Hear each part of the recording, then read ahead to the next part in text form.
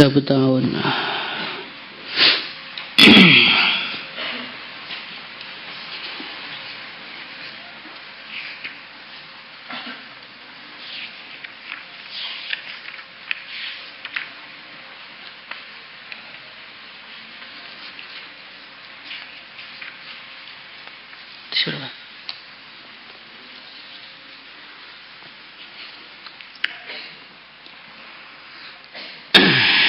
Bismillahirrahmanirrahim. Allahumma salli wa sallim ala Sayyidina Muhammad wa ala ali Sayyidina Muhammad fi kulli lamhatin wa nafasin bi'adadi kulli ma'lumin lak. Bismillahirrahmanirrahim. Bab ta'awuni 'alal birri wat taqwa. عن أبي عبد الرحمن زيد بن خالد الجهني رضي الله عنه قال قال رسول الله صلى الله عليه وسلم baginda Nabi Muhammad sallallahu alaihi wasallam beliau bersabda, man barang siapa jahaza yang dia menyiapkan, ghazian seseorang yang akan berangkat berperang, fi sabilillahi di dalam jalannya Allah, faqad ghaza maka sungguh dia telah berperang. Waman dan barang siapa khalafa menggantikan ghazian orang yang berperang, fi ahlihi di dalam keluarganya, maksudnya menggantikan mengurus selama kepergiannya, bi khairin dengan kebaikan, faqad ghaza maka sungguh dia telah berperang. Maksudnya dia mendapatkan pahala, dihitung sebagai orang yang berangkat juga. Rasulullah sallallahu alaihi wasallam beliau bersabda, man jahaza ghaziyan faqad ghaza wa man khalafa ghaziyan fi ahlihi bi khairin faqad ghaza. Barang siapa yang dia menyiapkan keperluannya orang yang mau berangkat perang, menyiapkan kudanya, menyiapkan ontanya, menyiapkan pedangnya, berbekalannya, senjatanya, faqad ghaza maka walaupun dia tidak berberangkat, dia dihitung berangkat mendapatkan pahala berjuang di jalan Allah. Wa man khalafa ghaziyan fi ahlihi bi khairin faqad ghaza. Kemudian baginda Nabi Muhammad sallallahu alaihi wasallam beliau bersabda, barang siapa yang menggantikan orang yang berperang dalam mengurus keluarganya, nafkahnya, makannya, minumnya, kalau sekarang listriknya, gasnya, belanjanya, uangnya, faqad ghaza maka walaupun dia tidak berangkat perang, dia dihitung oleh Allah sebagai orang yang berperang juga. Ini hadis yang pendek kan? Tapi ini hadis yang penuh dengan hikmah. Hadis yang penuh dengan pelajaran-pelajaran di dalam menjalani kehidupan ini. Apa itu? Yang pertama, Rasulullah sallallahu alaihi wasallam menyemangatkan kita untuk menjalin kerjasama antar umat Islam. Yang mau berangkat perang maka dibantu. Senjatanya kurang, ontanya kurang, yang enggak berangkat tugasnya membantu. Yang di rumah tugasnya ngurus keluarganya. Inilah namanya kerjasama at-ta'awun 'alal birri wat taqwa. Kerjasama ini merupakan suatu perkara yang sangat-sangat penting diwujudkan di dalam kehidupan kita. Kalau kita ingin agama ini bisa diamalkan dengan sempurna. Kenapa orang itu perlu kerjasama? Karena tugas dari agama itu banyak. Tetapi Allah Subhanahu wa Ta'ala menjadikan manusia ini semuanya berbeda-beda kelebihannya dan berbeda-beda kekurangannya. Ada orang yang Allah jadikan pintar, ada orang yang Allah jadikan bodoh. Ada orang yang Allah jadikan kuat, ada orang yang Allah jadikan lemah. Ada orang yang Allah jadikan pemberani, ada orang yang Allah jadikan penakut. Ada orang yang Allah Subhanahu wa Ta'ala jadikan kaya, ada orang yang Allah Subhanahu wa Ta'ala jadikan miskin. Maka berbagai macam bentuk manusia ini tidak akan bisa mengamalkan agama secara sempurna sendirian. Di dalam agama ada tanggung jawab mengurus anak istri. Itu juga merupakan tanggung jawab agama. Di dalam agama orang juga diperintahkan untuk berjuang di jalan Allah, otomatis meninggalkan anak istri. Nah ini kalau tidak ada kerjasama, bagaimana mungkin anak istri akan terurus dan fisabilillah tetap berangkat? Ketika kerjasama itu tidak ada, maka yang ada orang tuh ngurus anak terus, jamaah nggak akan bisa dikeluarkan. Nah kadang-kadang orang tuh naskil tok, tapi nggak memikirkan yang di rumahnya, nggak memikirkan keluarganya. Ini merupakan bukan kerjasama. Ini namanya nyuruh yang tidak bertanggung jawab. Diajarkan oleh Rasulullah orang tuh harus kerjasama. Kalau ada yang berangkat, maka ada yang di rumah. Yang di rumah tugasnya apa? Membantu yang berangkat ngurus keluarganya. Sehingga akhirnya yang berangkat fisabilillah bisa berangkat dengan tenang. Yang ditinggal di rumah pun tidak kebingungan karena tidak ada suaminya. Nah inilah kehidupan yang berjalan di zaman Rasulullah SAW. Para sahabat berjuang kemana-mana. Tapi keluarganya terurus semuanya. Anak-anaknya terurus semuanya. Kenapa? Karena yang nggak berjuang ngurusin yang berjuang. Nah sekarang terbalik. Yang berjuang sudah setengah mati mau berangkat berjuang, yang tidak berjuang mencaci yang berjuang. Kamu itu ninggalkan anak istri, cuma alasannya ngamalkan agama. Lah iya, kamu yang nggak berangkat itu loh. Anak istrinya di rumah tuh kamu urus, kan cocok akhirnya. Bukan sudah nggak berangkat mencaci yang berangkat. Akhirnya yang berangkat itu setengah mati. Separuh badannya di jalan Allah belajar memperjuangkan agama, separuh badannya mikir anak istrinya, anak saya makan apa, minum apa, keadaannya bagaimana, selamat apa tidak, ada yang ganggu apa tidak. Akhirnya agama nggak akan bisa diamalkan dengan sempurna. Maka dari itu biasakan hidup itu kerjasama. Insyaallah ya. Sudahlah. Sampean itu sehebat apapun tetap ada kekurangannya. Dan orang lain itu selemah apapun tetap ada kelebihannya. Biasanya orang tuh berani siap berangkat kemana saja, biasanya dananya nggak ada. Orang yang dananya ada biasanya nggak siap kemana-mana. Nggak usah saling mencaci. Yang punya dana kasihkan sama yang nggak punya dana. Akhirnya yang punya dana dapat pahala fisabilillah, yang nggak punya dana bisa berangkat fisabilillah. Biasakan kerjasama, insyaallah ya. Antar santri dengan ustadznya, antar santri dengan masyarakatnya, dengan kakaknya, dengan adiknya, dengan orang tuanya. Belajar kerjasama.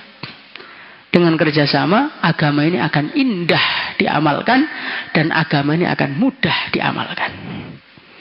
Tapi tanpa kerjasama, kita ini nanti agama itu akan berat dikerjakan dan tidak indah dilihat. Karena ya separuh-separuh, jadi nggak enak dilihat.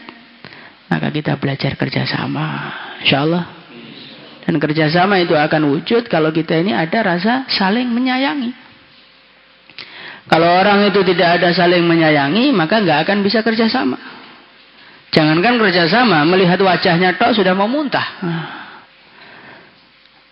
Tapi kalau kita melihat orang Islam dengan penuh kasih sayang, maka kita akan mudah kerjasama. Dengan mudah kerjasama, agama akan wujud dengan sempurna. Ini yang pertama. Kemudian yang kedua, man jahaza ghaziyan faqad ghaza wa man khalafa fi ahlihi bi khairin wa man khalafa ghaziyan fi ahlihi bi khairin faqad ghaza.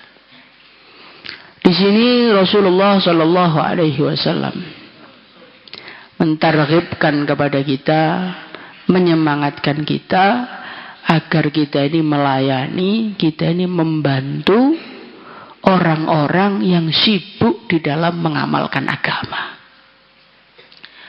Orang-orang yang sibuk di dalam mengamalkan agama, itu mereka juga punya anak, mereka juga punya istri.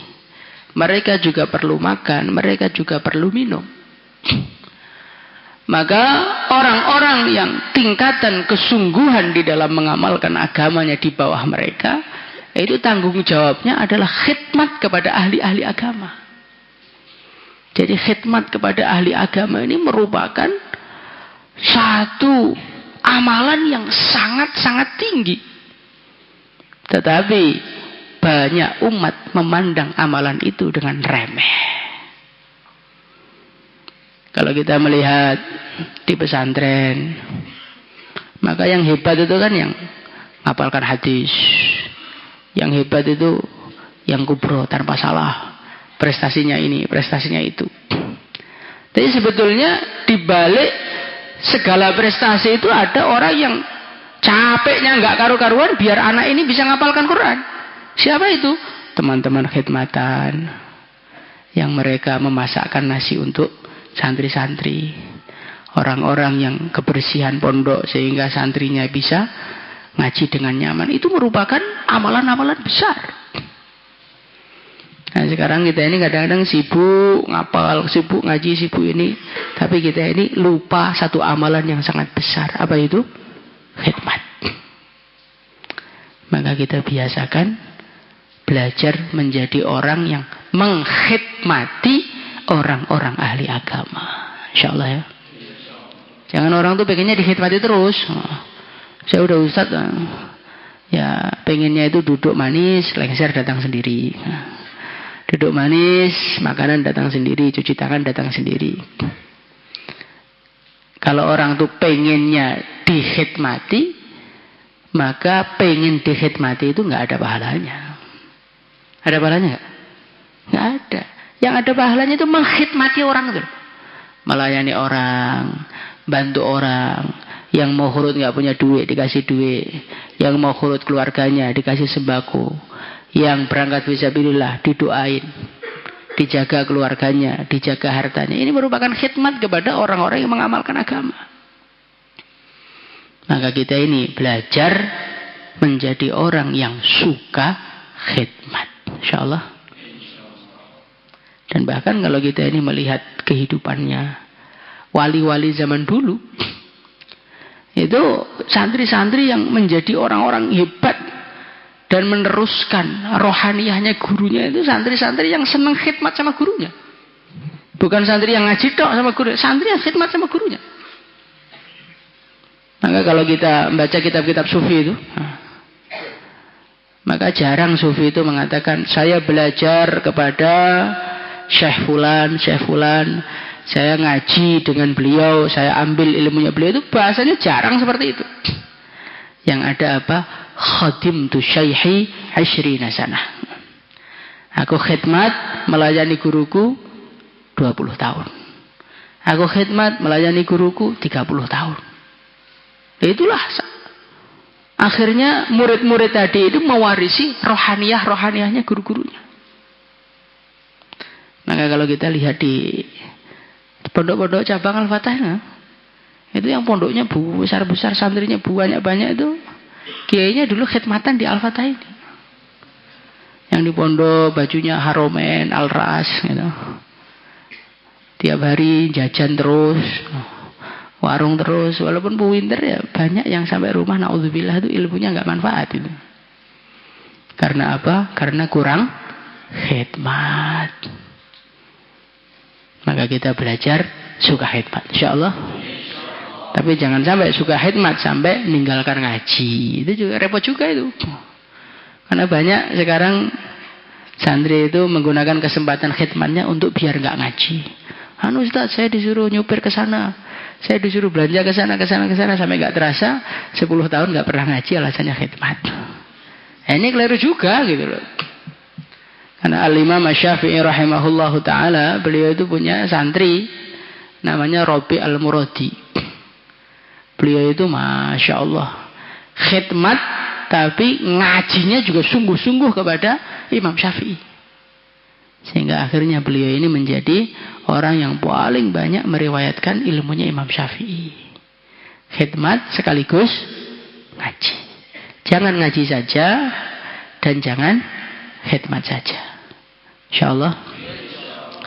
Man jahaza ghaziyan faqad fi sabilillah faqad ghaza, wa man khalafa fi ahlihi ghaziyan fi ahlihi bi khairin faqad ghaza.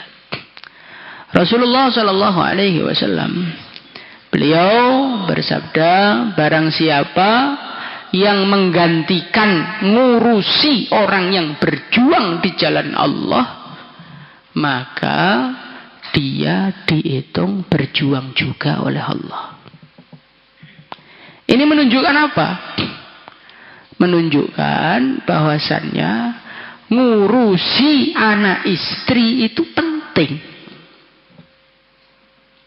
Jadi orang itu bukan target berjuang, memperjuangkan agama, tinggalkan istri terus ditinggal prung gitu aja, enggak. Tapi orang itu kalau mau berjuang, anak istrinya yang di rumah sudah ditata dengan baik. Kalau dia tidak mampu, pesan sama temannya, sebagaimana yang ditargetkan dalam hadis ini. Maka Rasulullah Shallallahu Alaihi Wasallam itu kalau ada orang infak fisabilillah, ditanya sama Rasulullah, hei fulan, kamu infak fisabilillah, itu anak istri kamu sudah kamu tinggali uang apa belum? Jadi Nabi itu tidak ingin ada orang itu berjuang di jalan Allah dalam keadaan tanggung jawab yang di rumah itu ditelantarkan. Karena berjuang itu juga tanggung jawab dari Allah, ngurus anak istri itu juga titipan dari Allah, agama semuanya. Maka agama itu jangan diamalkan sebagian-sebagian, diamalkan yang sempurna. Sehingga kalau kita ini mau hurut, ya, itu ya diprediksi dulu hurutnya mau berapa hari. Kira-kira untuk keperluan rumah berapa ratus ribu. Oh, saya itu niatnya hurutnya negeri jauh, Pak. Tapi kalau negeri jauh, anak istri saya belum ada tinggal, ya udah negeri dekat aja, nggak usah negeri jauh. Yang penting kan berjuang di jalan Allah. Anda berjuang di Papua, Anda berjuang di Cina. Kalau niatnya ikhlas, itu sama saja pahalanya. Tapi kalau kita memaksakan ke jauh-jauh, uangnya dibawa khurut semua, akhirnya anak istrinya kelaparan. Lah ini merupakan suatu tindakan menelantarkan kewajiban. Nah, Pak, saya itu pengen kayak Sayyidina Abu Bakar itu loh. Ditanya Rasulullah, anak istri mau tinggalin apa? Allah dan Rasulnya. Ya boleh, asalkan Anda menjadi Abu Bakar dulu. Karena sahabat yang diizinkan seperti itu cuma satu orang aja. Cuma satu orang aja. Sahabat yang lain mau infak banyak-banyak ditahan sama Nabi, jangan. Ada seorang sahabat, beliau mau meninggal dunia. Maka beliau mengatakan kepada Rasul, ya Rasulullah, saya ingin harta saya ini saya sodakohkan semua aja. Maka Nabi mengatakan jangan, maksimal sepertiga saja, wa thulutsu katsir, kamu infak sepertiga harta itu sudah banyak banget. Jadi inilah yang diajarkan Nabi. Infak fisabilillah harus diusahakan, ngurus anak istri juga harus diusahakan. Akhirnya anaknya, istrinya itu ngelihat bapaknya berjuang tuh seneng. Tapi kalau kita ini perang-prung pergi gitu aja, fisabilillah, tanpa diurus anaknya, diurus istrinya. Alah, istri saya kelaparan, biarin, itu kan hamba Allah. Kalau lapar ya mesti yang ngasih makan Allah. Saya itu apa tuh? Cuman makhluk kok mau ngasih makan. Akhirnya istrinya ngomong sana ngomong sini, jadi fitnah di mana-mana, sehingga khurut Anda itu tidak menjadikan kebaikan, justru khurut kita malah menyumbat hidayah. Makanya ngelakoni agama itu harus pakai aturan, Kang. Jangan pakai nafsu. Saya pengen cari titel negeri jauh lah, akhirnya malah jadi nafsu agama. Kerjakan sesuai dengan musyawarah, kerjakan sesuai dengan yang diajarkan, kerjakan sesuai dengan arahan. Dengan seperti itu, akhirnya agama itu nikmat dikerjakan, indah dipandang, sehingga semua gerak-gerik kita, langkah kita dalam perjuangan ini menjadi asbab hidayah untuk umat. Insyaallah. Astagfirullah, astagfirullah, astagfirullah.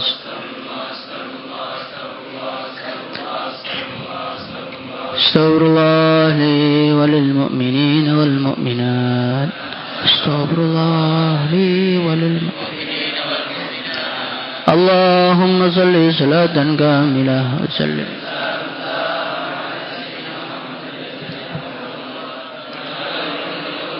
Wa bil hajat nadra wa wasl khatim aslamam. Ya hayyu ya qayyum ya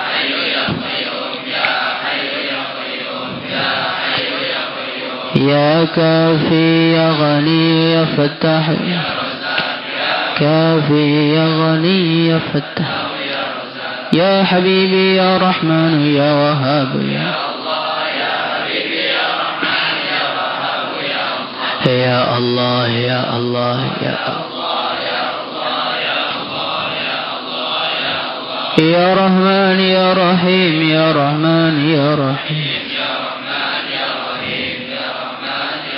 يا حنان يا منان يا حنان يا منان يا لطيف يا لطيف يا لطيف يا عزيز يا عزيز يا عزيز يا عزيز يا قوي يا عزيز يا عليم يا قدير يا سميع يا بصير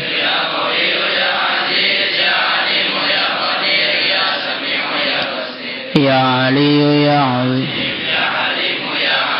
يا علي يا عظيم ربنا إنك جامع الناس ربنا إنك جامع وأذن بالناس بالحج يأتوك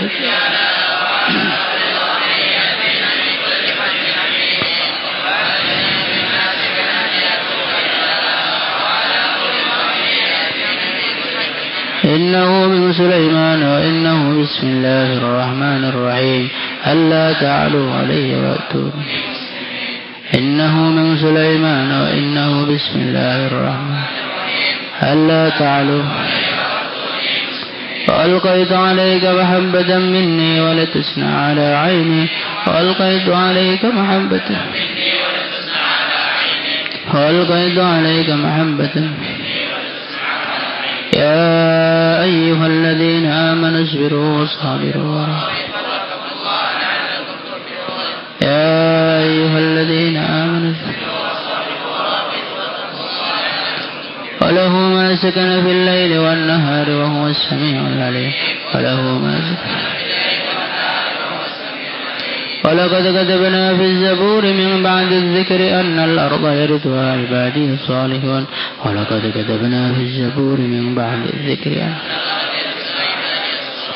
ولقد كتبنا في الزبور من بعد ربي إني مغلوب فانتصر ربي إني كافها يا عين صاد كافها يا عين حميم ميم سين قاف حميم والقرآن قاف والقرآن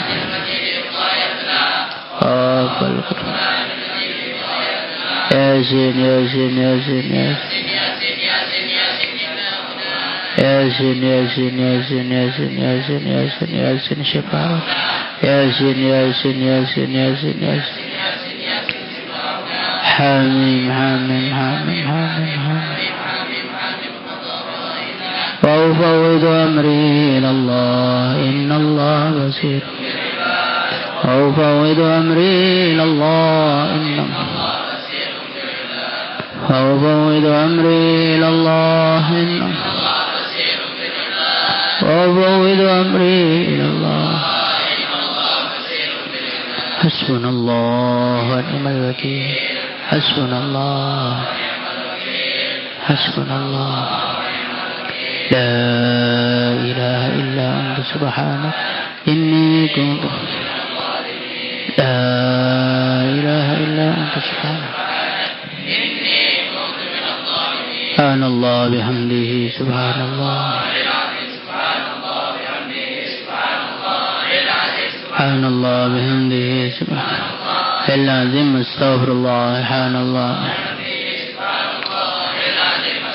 اللهم صل وسلم على سيدنا محمد وعلى آل سيدنا محمد كما صليت على سيدنا إبراهيم وعلى آل سيدنا إبراهيم في العالمين إنك حميد مجيد اللهم اغفر لنا ذنوبنا وكفر عنا سيئاتنا وتوفنا مع الأبرار يا عزيز يا غفار يا رب العالمين اللهم افتح لنا فتوح العارفين وألهمنا إلهام الملائكة المقربين وارزقنا فهم الأنبياء والمرسلين برحمتك يا أرحم الراحمين اللهم بارك لنا في رمضان ووفقنا لإحياء ليلة القدر اللهم اجعل رمضاننا هذا فتحا لنا وللمسلمين بركة لنا وللمسلمين مغفرة لنا وللمسلمين مغفرة لنا وللمسلمين هداية لنا وللمسلمين صلى الله وسلم على سيدنا محمد وعلى